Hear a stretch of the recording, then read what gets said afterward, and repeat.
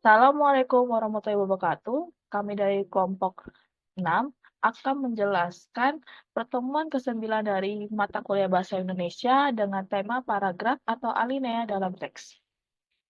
Sebelum kami akan menjelaskan poin dari pertemuan ini, di sini kami akan memperkenalkan dengan saya sendiri Dina Rama Putri 19210431 dengan teman-teman saya Victory Apriyadi 19210605, Muhammad Ridho 19210641, Rizky Agung Saputra 19210788 dan Rachmat Brian Taulana 19210443.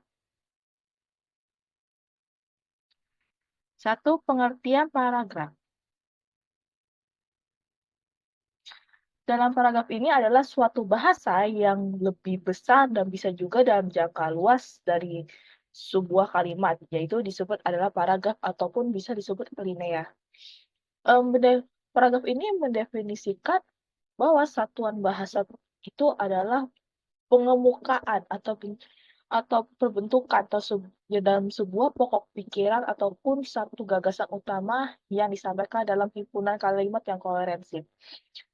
Biasanya setiap paragraf yang bisa ditemukan itu harus menyampaikan ataupun sebuah gagasan utama dan sebagai beberapa paragraf yang ditemukan yang bisa harus menyampaikan dengan tujuan utama yang harus dari paragraf tersebut. Dan kalimatnya itu bisa berisi gagasan utama, disebut kalimat topik, dan kalimat yang berdagasan bawahan adalah kalimat penjelasan. Assalamualaikum warahmatullahi wabarakatuh. Saya Victoria Pedi dengan NIM 19210605. Fungsi paragraf. Pertama ada fungsi paragraf bagi penulis, dan yang kedua ada fungsi paragraf bagi pembaca. Fungsi paragraf bagi penulis. Paragraf memudahkan pengertian dan pemahaman dengan menceraikan satu tema dari tema yang lain dalam teks. Paragraf merupakan wadah untuk mengungkapkan sebuah ide, tahu pokok pikiran secara tertulis. Paragraf harus memisahkan setiap unit pikiran yang berupa ide, sehingga tidak terjadi pencampuran di antara unit pikiran penulis. Penulis tidak cepat lelah dalam menyelesaikan sebuah karangan dan termotivasi masuk ke dalam paragraf berikutnya. Paragraf dapat dimanfaatkan sebagai pembatas antara bab karangan dalam satu kesatuan yang koherensi, bab pendahuluan, bab isi, dan bab kesimpulan. Fungsi paragraf bagi pembaca. Dengan memisahkan atau menegaskan perhentian secara wajar dan formal, pembaca dengan jelas memahami gagasan utama paragraf penulis. Pembaca dengan mudah menikmati karangan secara utuh, sehingga memperoleh informasi penting dan kesan yang kondusif. Pembaca sangat tertarik bersemangat membaca paragraf per paragraf karena tidak membosankan atau tidak melelahkan. Pembaca belajar bagaimana cara menarik untuk menyampaikan sebuah gagasan dalam paragraf tertulis. Persyaratan paragraf yang baik dan benar. Yang pertama, kesatuan yang kompak. Semua kalimat harus mengemukakan satu tema yang jelas. Kedua, koherensi yang padu, seperti repetisi, konjungsi, kata ganti orang, atau kata ganti penunjuk. Tiga, penggunaan metode paragraf sebagai penjelasan gagasan utama paragraf. Metode yang digunakan dari metode proses sampai dengan metode definisi. Keempat, setiap paragraf harus punya satu gagasan utama yang ditulis dalam kalimat topik, seperti deduktif, induktif, deduktif-induktif, naratif, deskriptif. Kelima, memperhatikan kaidah satu bahasa yang lain, seperti ejaan, tanda baca, kalimat, diksi, dan bentuk kata. Keenam, memperhatikan hal-hal teknis penulisan karangan ilmiah, penulisan paragraf harus diperhatikan hal-hal teknis penulisan seperti kutipan, sumber rujukan, tata letak grafik, kurva, dan gambar. Ketujuh, memperhatikan posisi jenis-jenis paragraf.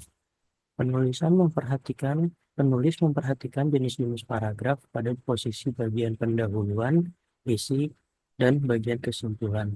Kedelapan, penulisan awal paragraf. Penulisan paragraf yang menjorok ke dalam, sejajar, atau menyebut. 9. Memperhatikan jumlah kata atau kalimat. Jumlah kosakata paragraf antara 30 sampai 100 kata dan jumlah kalimat minimal 3 kalimat. 10. Memperhatikan kepadatan paragraf. Jika uraian paragraf melebihi 100 kata, sebaiknya dibuat menjadi 2 paragraf. Selanjutnya ada unsur-unsur alinea.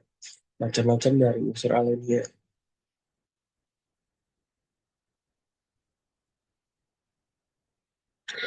Yaitu kalimat utama dan gagasan utama.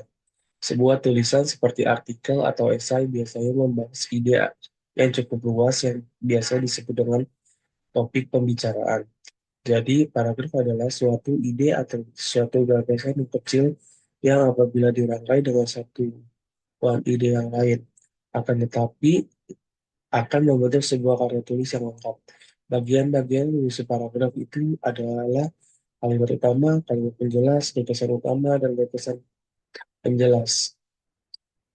Kalimat utama dan jenis paragraf. Sebuah kalimat yang diperjelas oleh kalimat-kalimat lain dalam suatu paragraf yang berisi gagasan utama.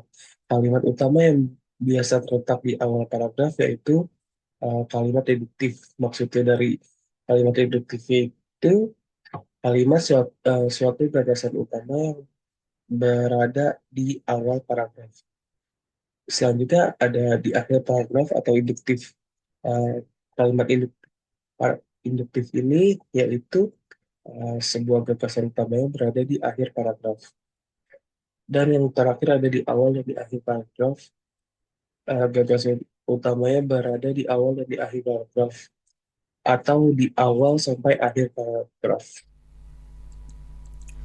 Selanjutnya ada gagasan utama paragraf. Gagasan utama paragraf adalah gagasan yang terdapat di dalam kalimat utama yang diperjelas oleh gagasan penjelas dan yang menjadi inti atau pokok pembahasan suatu paragraf. Gagasan utama paragraf atau yang biasanya disebut ide pokok paragraf atau pokok pikiran paragraf atau juga pikiran utama paragraf.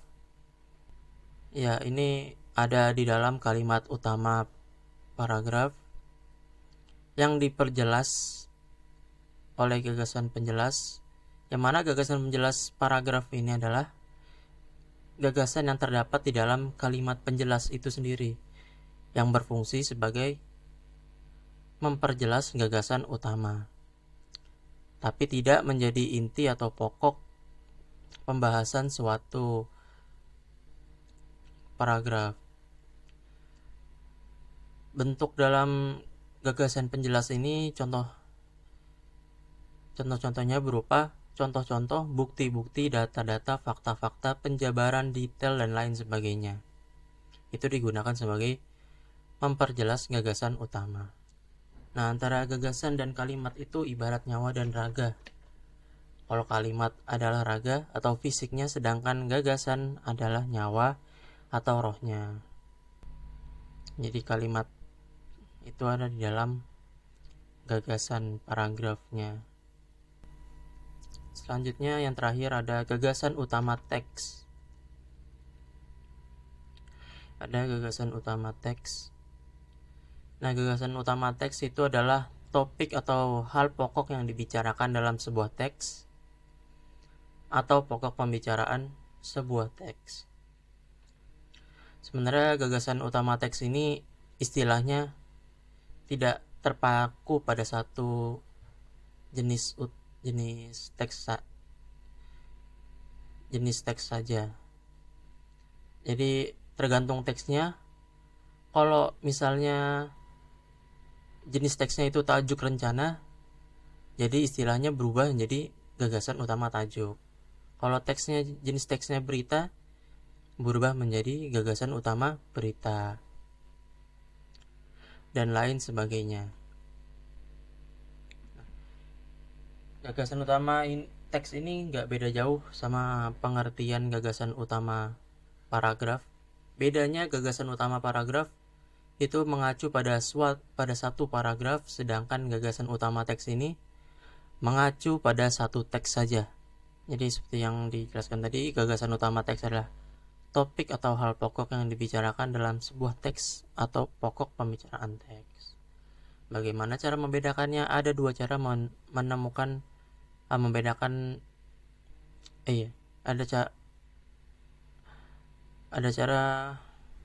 dua cara menemukan gagasan utama teks. Yang pertama, dengan memahami maksud pembicaraan atau hal pokok yang dibicarakan dalam teks tersebut. Yang pertama ini adalah cara yang paling cepat. Caranya ya tadi, cukup dengan membaca sekilas sebuah teks, biasanya bisa segera dapat mengidentifikasi hal pokok yang lagi dibicarakan di dalam teks tersebut. Nah, yang kedua, dengan menemukan ide pokok tiap paragraf lebih dulu, kemudian dari gabungan ide pokok tiap-tiap paragraf itu kita simpulkan hal pokok yang dibicarakan dalam teks tersebut. Kalau yang pertama mungkin lebih cepat, yang kedua kita harus baca lebih banyak dulu, lalu kita gabungkan semua ide pokok yang ada di tiap-tiap paragraf biar ketemu gagasan utama teksnya. Seperti itu. Cukup segitu presentasi dari kelompok kami. Bila ada pertanyaan bisa ditanyakan di ruang diskusi di MyBase. Wassalamualaikum warahmatullahi wabarakatuh.